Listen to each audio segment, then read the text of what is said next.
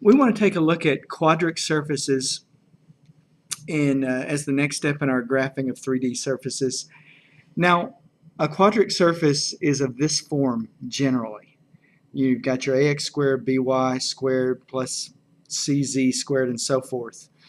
And what we want to be able to do is identify what particular type of quadric surface we have, and then maybe do a rough sketch of the surface.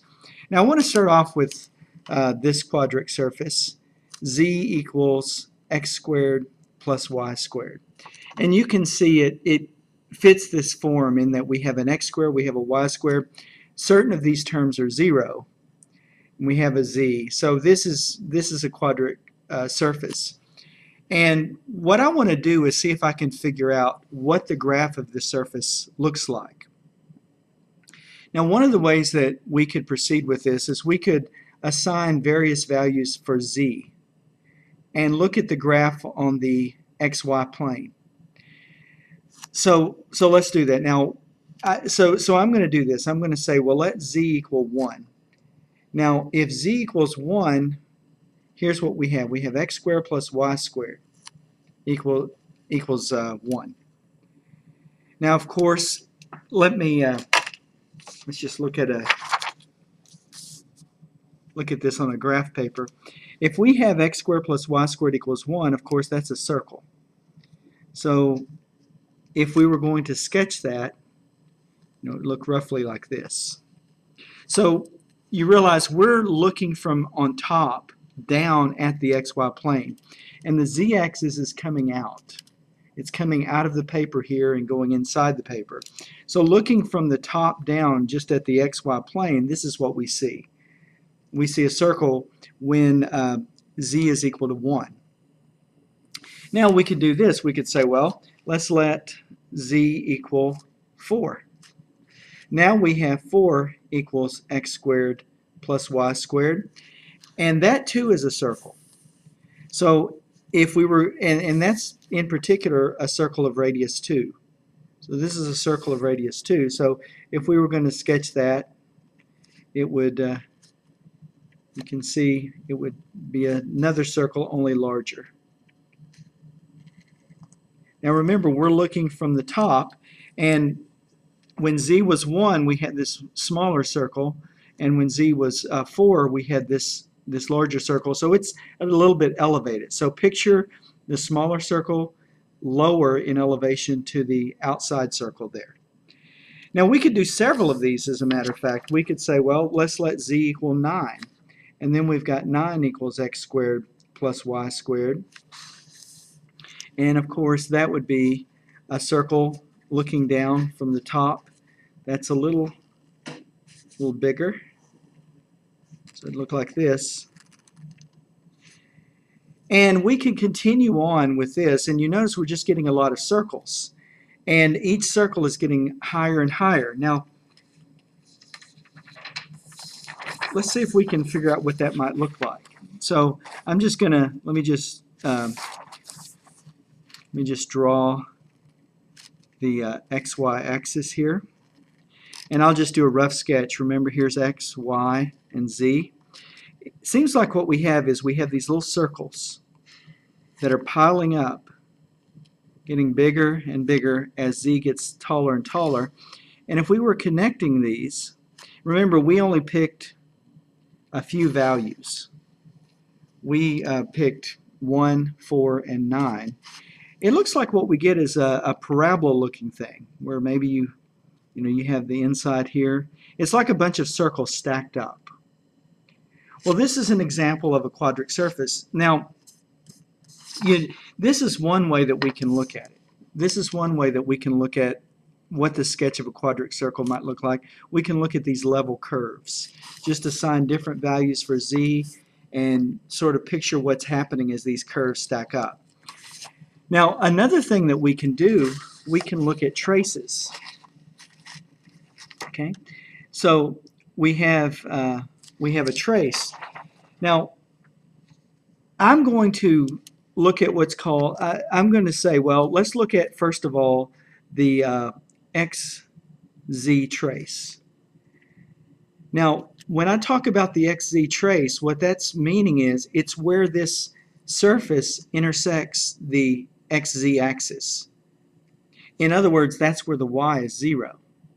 So it's where it intersects the XZ axis. So let's just look at that here. If we do an XZ axis, so here's the X and here is the Z. And what we have now is Z equals X squared because the Y part is 0. Now if we just graph that, of course that would look like this. Okay. So that's the XZ trace.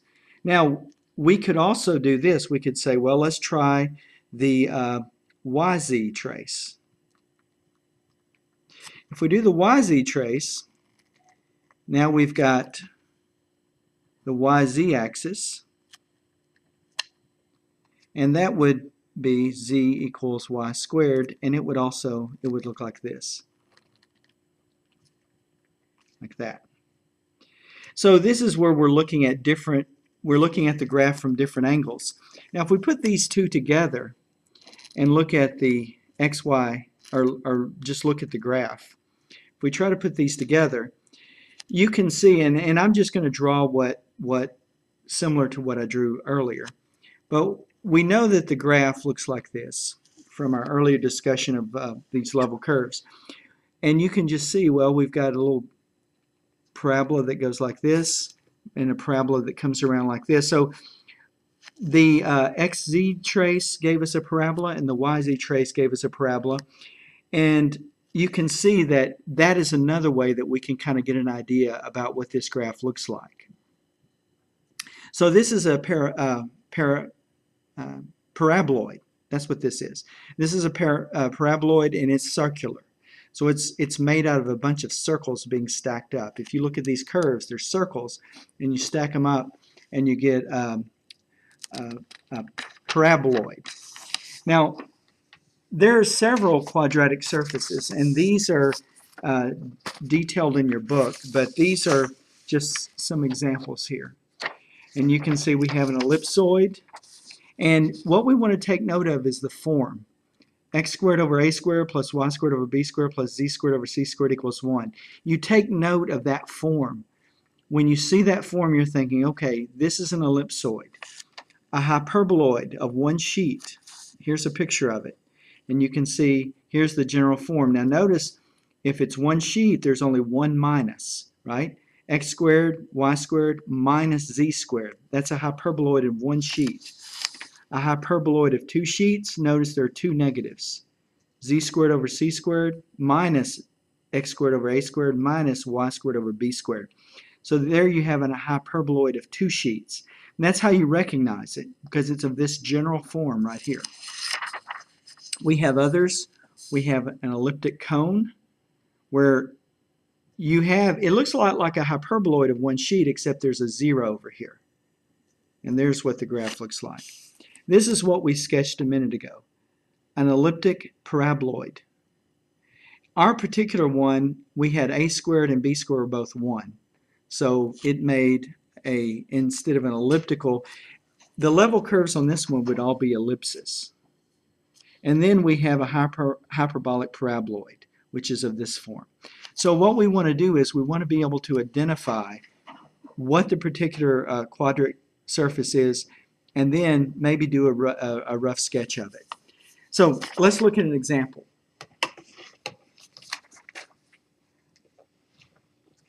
And I'm just going to use one in the book. That way you can reference it very easily.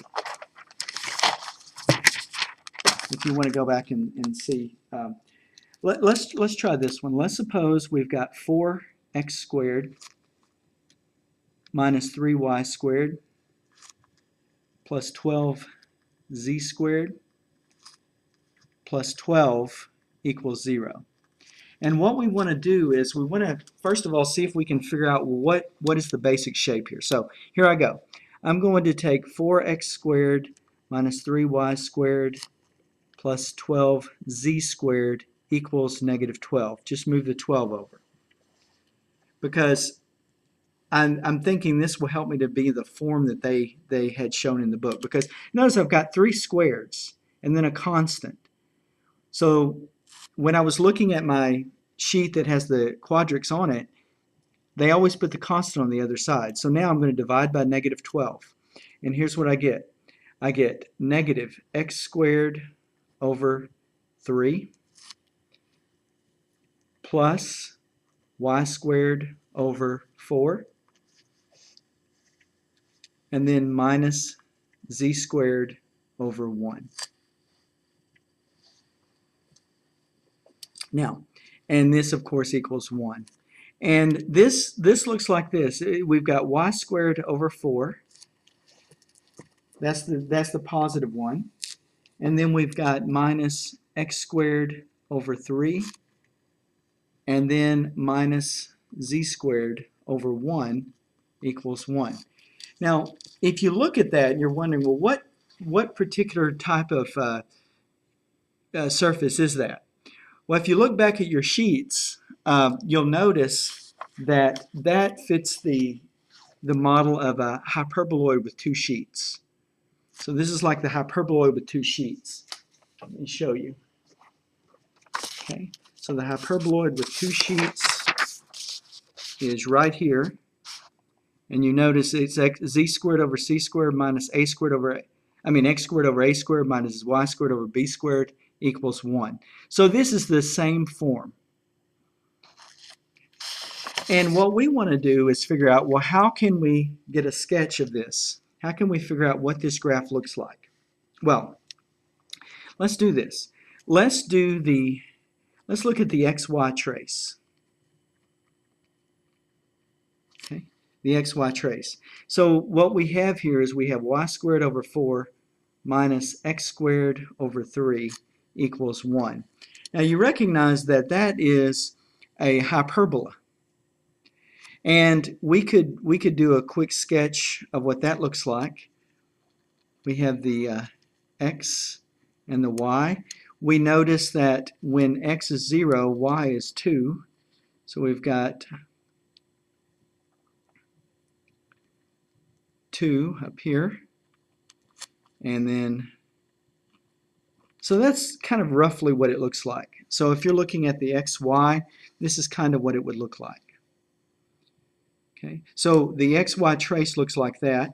Now we could also, let's see what else we have here. We could also do the yz trace.